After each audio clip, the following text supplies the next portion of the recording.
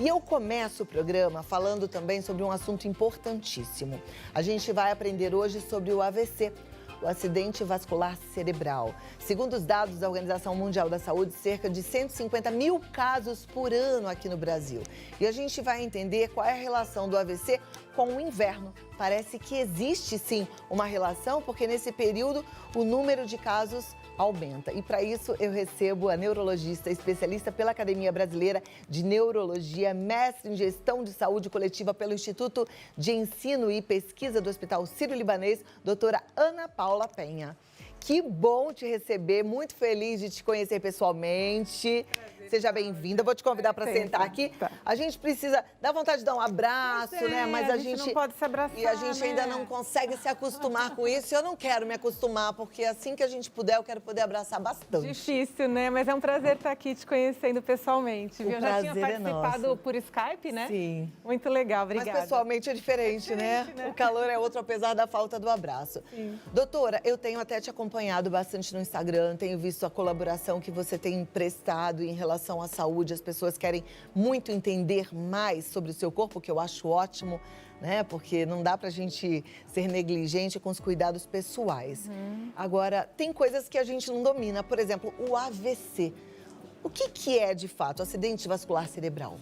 Bom, então o acidente vascular cerebral, ele pode ser de duas maneiras. Ele pode ser isquêmico ou hemorrágico, né? Então o isquêmico, Cláudia, é quando ocorre um entupimento de alguma artéria que leva o sangue para o cérebro. É como se fosse, pensa um congestionamento, né? E ali eu tenho, por exemplo, um carro que quebrou. Né? Esse carro que quebrou, ele impede o fluxo, né, da circulação sanguínea natural. Então, o cérebro que tem na frente daquele carro que quebrou, ele vai sofrer, ele vai morrer e ocorre o infarto, né?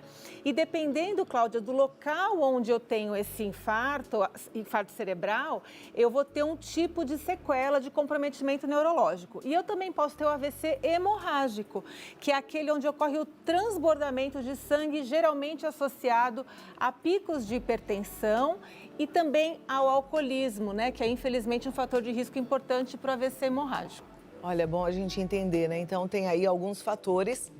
E é claro que a gente, sabendo disso, a gente já tem que prestar atenção e cuidar, fazer a prevenção. Existe prevenção? Então, na verdade, é importante a gente saber, quem está em casa, quais são os fatores de risco que nos levam a ter todos esses AVCs, né? De ter o AVC isquêmico ou hemorrágico. Então, quais são os fatores de risco? São aqueles mesmos fatores de risco, por exemplo, para a doença cardíaca. Então, a hipertensão, né, arterial sistêmica, o diabetes, a obesidade, o sedentarismo, o tabagismo, o próprio etilismo. Então, se eu tenho essas doenças, eu tenho uma chance maior de ter um AVC. Então, como que eu posso prevenir um AVC? Cuidando muito bem da minha saúde, né? Você que fala tanto aí da saúde, de a gente cuidar bem dos nossos pensamentos, da nossa atividade física, da nossa alimentação. Dessa forma, Cláudia, dormindo bem, né? Como o assunto que a gente já veio aqui falar, a gente consegue dessa forma garantir mais saúde e eu diminuo o risco de AVC. Existe aí, por exemplo, um risco que é da própria idade. Então, o envelhecimento favorece o AVC. Então, as pessoas mais idosas têm um risco maior de ter AVC. Isso não tem como a gente prevenir, né? O envelhecimento, todos nós queremos envelhecer. Mas se a gente envelhece com saúde, né? Quanto mais saudável eu consigo envelhecer, menos a chance de eu ter um AVC. E qual que é a relação do AVC com o inverno? Então, isso é muito interessante, Cláudia, nesse período agora que começa a esfriar, né? Apesar que a gente está aqui em São Paulo ainda no inverno meio atípico, né? Hoje está mais calorzinho, enfim, mas a gente já tem tido dias frios. É importante a gente entender que o risco de AVC aumenta em até 20% durante o inverno. E por que que isso acontece? Porque o nosso corpo, ele precisa manter a temperatura em torno aí de 36, 37 graus, temperatura interna, né?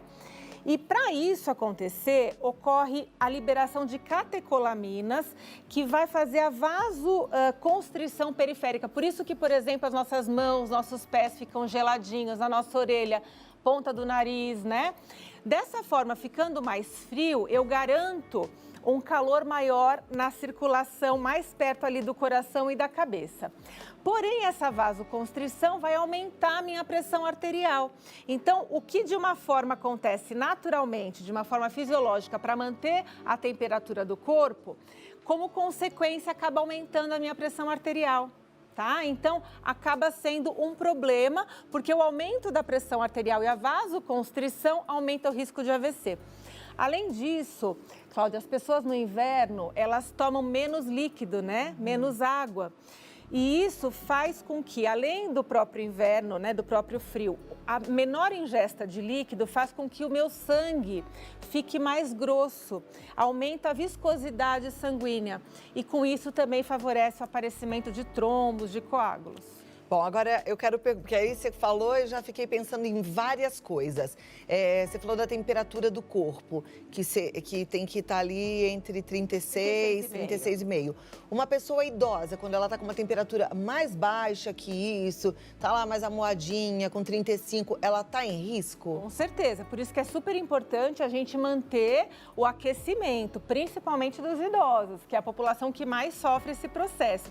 Os idosos têm uma dificuldade de regulação dos vasos. Os nossos vasos, naturalmente, eles têm uma capacidade de dilatar e de contrair, né? Através do nosso sistema nervoso autônomo. Então, se eu tiver, por exemplo, um idoso que já tem naturalmente uma dificuldade maior para manter a temperatura, eu tenho que deixá-lo muito aquecido, né? Então, escalda-pés, bastante cobertor, uma roupa quentinha, evitar a exposição ao frio.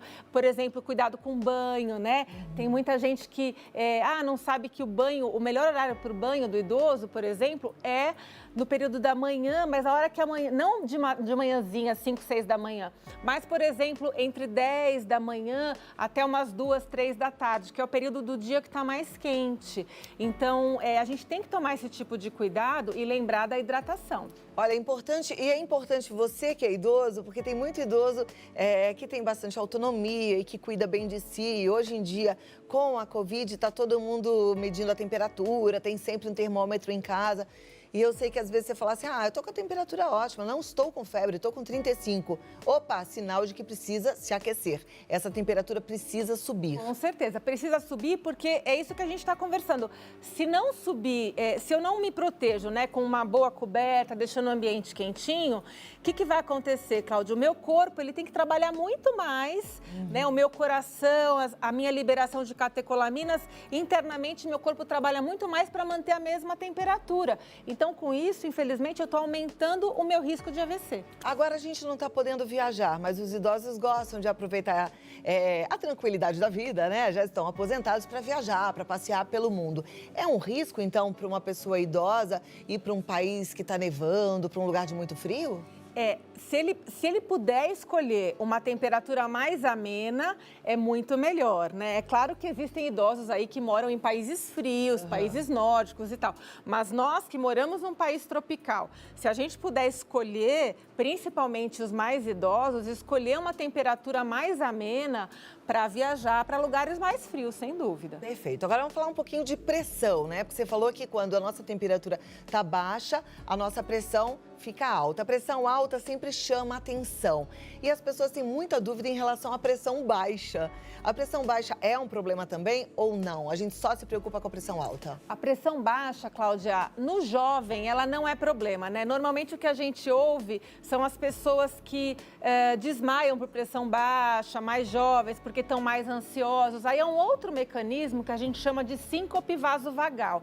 Essa síncope não tem risco de AVC, tá? Aí é uma regulação mesmo do nosso sistema nervoso autônomo.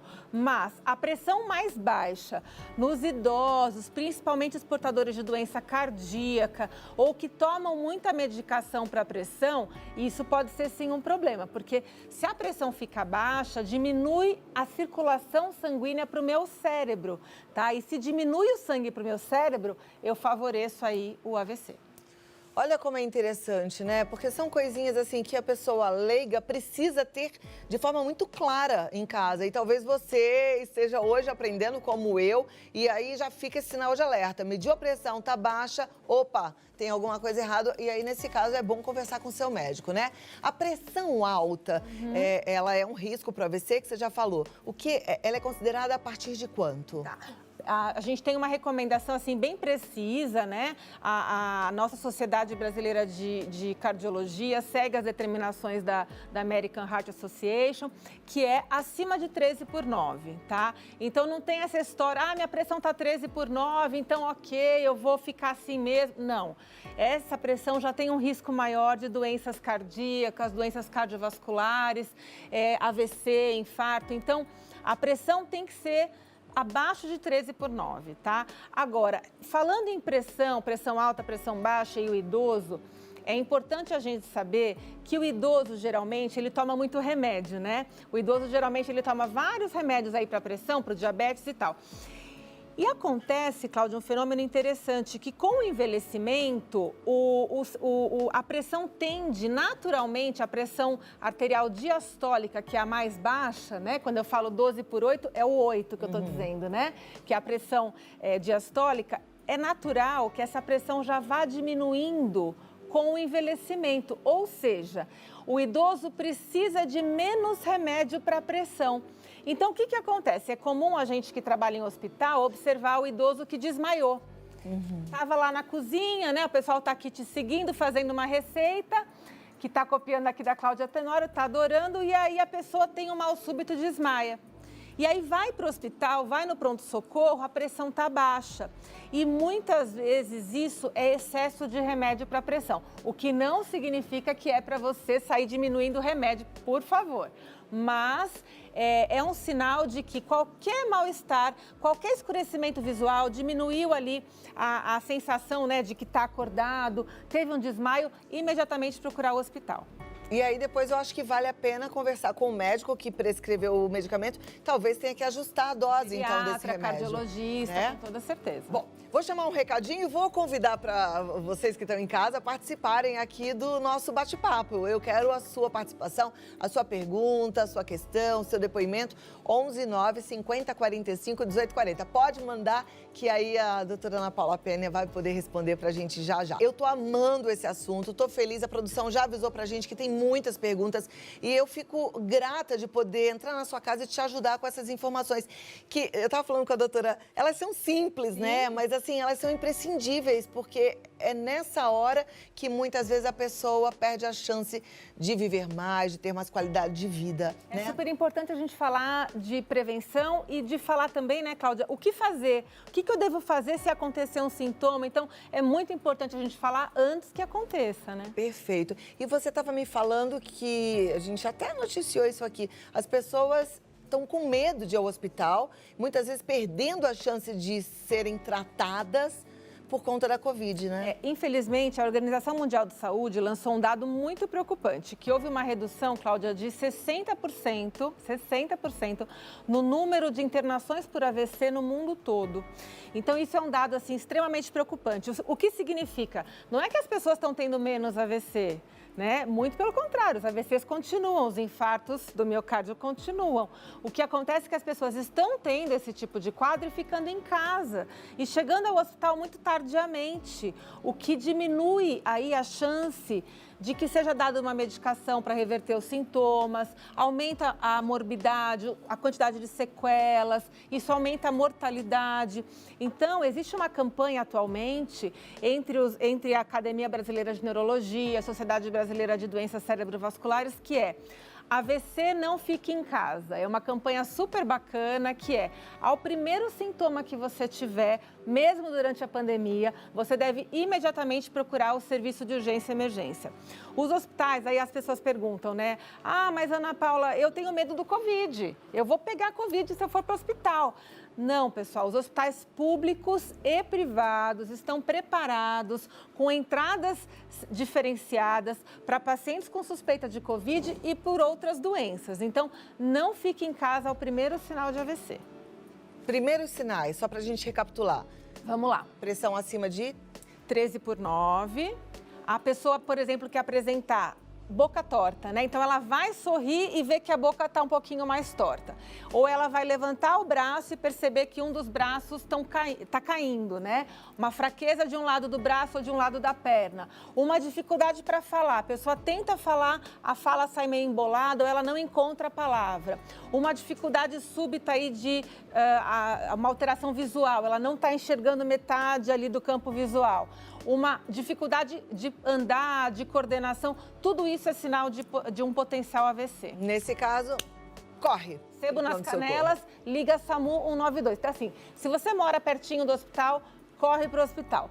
Se não, o mais seguro é você ligar para o SAMU 192, ele vai te levar para o hospital mais preparado para te dar a medicação que é adequada. Que já vai tratando no caminho, né? Exatamente. 192, bota bem grande lá na geladeira. Vamos para a tela, porque a gente tem muitas perguntas e a gente aprende com a dúvida do outro, porque somos todos muito parecidos, né? Claro. Então, vamos lá.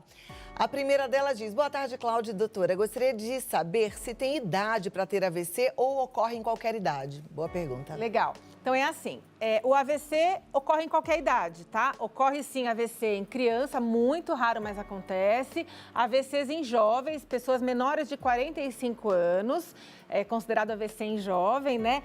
Tem outras causas, aí o AVC em jovem é mais ligado a trombofilias, né? A doenças reumatológicas, infecciosas. Agora, o mais comum é o AVC que ocorre após os 45 anos. E se eu tiver mais de 65 anos, aumenta muito a chance de ter um AVC. Ok, próxima pergunta então. Vamos lá na tela. Boa tarde, gostaria de saber se o AVC isquêmico é hereditário. Então, o AVC isquêmico em si não é hereditário, mas os fatores de risco que levam ao AVC, sim. Por exemplo, o que levou a um AVC isquêmico? A pressão alta, que é hereditária, o diabetes, que é hereditário, a obesidade, que pode ser hereditária, né? A dislipidemia, que é o colesterol alto, também tem um fator hereditário. Então, essas doenças, sim, são de característica hereditária, mas não significa que porque eu tenho esse gene eu não possa mudar, né? Por isso que a gente bate tanto na tecla de fazer atividade física, de ter uma alimentação saudável, de manter o peso, de dormir bem, porque com isso você consegue melhorar e controlar todos esses fatores de risco. Perfeito. Próxima pergunta, então. Vamos lá. Boa tarde. Tenho zumbido no ouvido e o pé treme. Tem alguma relação com AVC? Devo me preocupar? Olha, a princípio não tem nada a ver, tá? Zumbido no ouvido e uma sensação de tremor, de que o pé treme, é um certo desequilíbrio. A princípio isso tem a ver com alguma doença no ouvido, alguma doença aí da competência do otorrino, tá? Principalmente se vier junto com tontura, tem algumas doenças que causam isso. AVC não. Tá joia. Próxima pergunta, então. Boa tarde. Bebo pouca água e quando bebo é em pequena quantidade. Gostaria de saber se preciso ir ao médico fazer algum exame. Olha, primeiro, não precisa ir ao médico porque bebe pouca água, né? Beber água, pouca ou muita, é um hábito e a gente se acostuma com isso, né? Lembrar, gente, que beber água é importante o ano todo, tá? Mas no inverno é especialmente importante por causa daquilo que a gente falou no comecinho aqui da entrevista, né? O nosso sangue, ele tende a ficar um pouquinho mais grosso e a gente, com isso, aumenta o risco de AVC. Você precisa aumentar a tua hidratação, principalmente se você já tiver outros fatores de risco. Agora, beber água é um hábito excelente. Ande sempre aí com uma garrafinha d'água do lado, né? É super importante. Cláudia, você tá tomando, eu tô tomando. Eu tomo água o dia inteiro. E eu acho que, assim, para vocês que estão em casa, deixar do lado a garrafinha mesmo, sabe? E falar, eu tenho que tomar essa garrafinha até o final do dia. Exato, é um hábito, isso daí não tem exame que a gente faça. Tem sim quando é o contrário. Por exemplo, se eu tenho muita sede, se eu tomo muita água, eu posso ter uma coisa que chama diabetes insípidos, que aí é uma doença específica, mas é o contrário, é para quem bebe muita água. Mais de 4 litros por água, faz muito xixi, aí precisa procurar o médico. Tá joia. É verdade que os idosos sentem menos sede? Eu já ouvi isso. Eles sentem menos sede, eles sentem menos fome, por isso que eles têm que ficar muito mais de olho, né? O centro de regulação de fome e de sede, né? São centros ali que a gente tem no nosso cérebro, né? Então, com o envelhecimento, vários desses processos cerebrais no idoso vão ficando assim mais preguiçoso, né? O armazenamento de memória e tudo mais. O centro da sede e da fome também. Por isso que é importante o idoso ficar mais atento e mais disciplinado aí com a questão da água, da ingestão de líquidos e também da alimentação. Muito bem. Próxima pergunta. Boa tarde. É sintoma de AVC sentir muita dor nas pernas e visão embaçada? Olha, dor, a princípio, não. O AVC não está relacionado com nenhuma dor. Agora, a visão embaçada depende. Se é uma visão embaçada que começa de uma hora para outra, então tá tudo bem aqui, de repente eu não estou enxergando direito. Isso pode ser um AVC. Uma visão embaçada mais crônica, que eu tenho já há um bom tempo, junto com outros sintomas, pode ser um sintoma ansioso, pode ser um sintoma oftalmológico, uma doença ocular, né? Agora, se for uma visão embaçada de uma hora para outra, pode ter relação. Tá bom. Na tela, vamos para a próxima pergunta. Boa tarde, eu tenho diabetes. São os mesmos cuidados que devo tomar? Sim, o diabetes, então, gente, lembrando aquilo que a gente falou no começo, é um dos principais fatores de risco para o AVC, tá?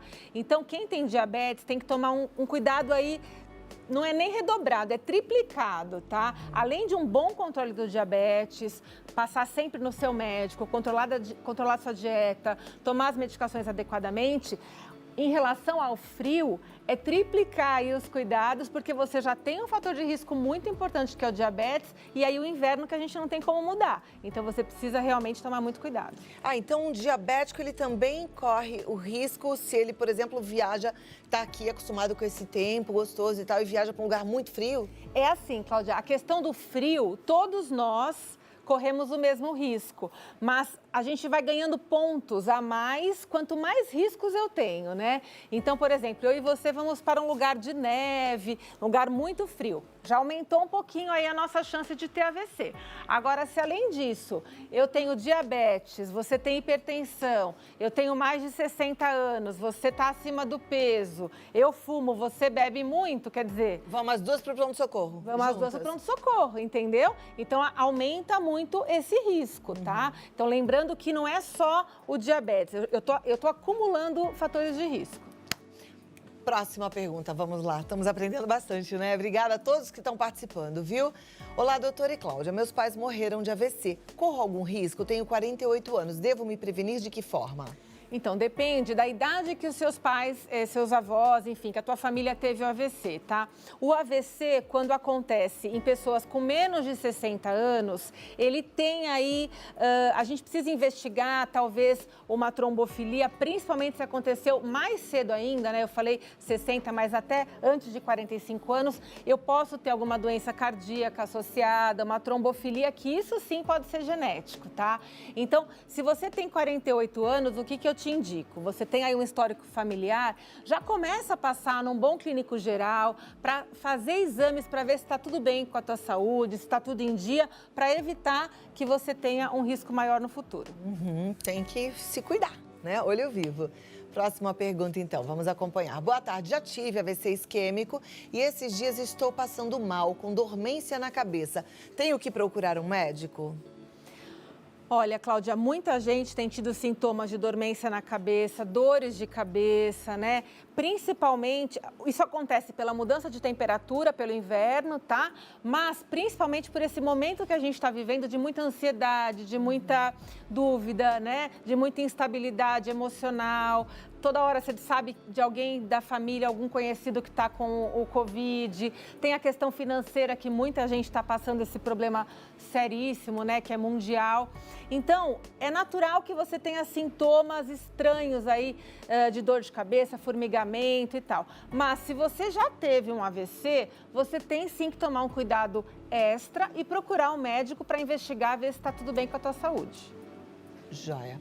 Deixa eu te fazer uma pergunta, doutora. As questões emocionais, elas também podem causar assim, uma predisposição maior para o AVC? Pode, é assim, não é uma relação tão direta. Se a gente vai estudar ali causas de AVC, não está no livro que o estresse causa AVC não, sabe? Mas a gente sabe que o estresse contínuo, os transtornos de ansiedade, como tem liberação de cortisol, né? E o cortisol aumenta a pressão arterial, isso sim aumenta o risco do AVC. Tá, ok. Próxima pergunta na tela. Gente, boa tarde. Eu acordo muito cedo para colher verduras na horta. Olha que delícia. Que delícia. Às vezes sinto muita dor na cabeça nesse horário. Será um alerta? Tenho 32 anos e moro no interior de São Paulo. Ai, que delícia. Bom, em primeiro lugar, eu fiquei morrendo de inveja. É, também. Acordar cedo para colher verdura Ai, que na delícia. horta. Acordar cedo para colher verdura, morar no interior de São Paulo, adorei. Gostoso. Mas não, eu não vejo nada de errado. Acho que se você tem um desconforto aí na cabeça, quer dizer, talvez você acorde muito cedo, o interior costuma ser mais frio, né? Quem tem uma predisposição maior à dor de cabeça e enxaqueca, sofre um pouquinho mais com essa alteração de temperatura. Então, pode ser isso que está acontecendo. Agora, se isso está te incomodando, procura um neurologista, porque existe tratamento para isso. Então, vamos cuidar, né, gente? Viver com qualidade de vida, viver bem, né? Com A gente tem que ser certeza. assim. Doutora, chegamos ao nosso finalzinho. Quer deixar algum recado? Eu queria agradecer, eu queria deixar um recado, assim, principalmente em sinal de alerta, de que ao primeiro sintoma de AVC, procure imediatamente o serviço de saúde, ligue SAMU 192. Queria agradecer muito o convite, foi um prazer te conhecer pessoalmente. Eu amei também. Venha várias outras Pena não vezes, poder te dar um tá beijo. bom? Uma pena, né? A gente fica com vontade, mas um dia a gente vai poder, se Com Deus certeza. quiser. Essa vacina vem ou não vem? Eu acho que vem, tô bem confiante. Também tô. Olha, anota aí www.neuroanapaulavapena.com.br, o Instagram DRA Ana Paula Pena, assim que escreve, tá? Fala Penha. É penha espanhol, mas escreve pena. Tá bom? Mas você escreve Pena, tá? DRA Ana Paula Pena. Acompanha lá que ela tá fazendo um monte de live legal pra gente ir aprendendo mais e mais sobre o nosso corpo. Obrigada, tudo de bom e até a próxima. A gente continua aqui. Bate-papo maravilhoso, né? Eu amo aprender, gente. Eu fico encantada com o funcionamento do nosso corpo. Você percebe nessas conversas que é uma coisa ligada à outra? Então, por isso é que a gente tem que se cuidar por inteiro, a gente tem que se valorizar, prestar atenção e fazer o melhor que a gente pode, né? A gente não pode ser negligente com a gente.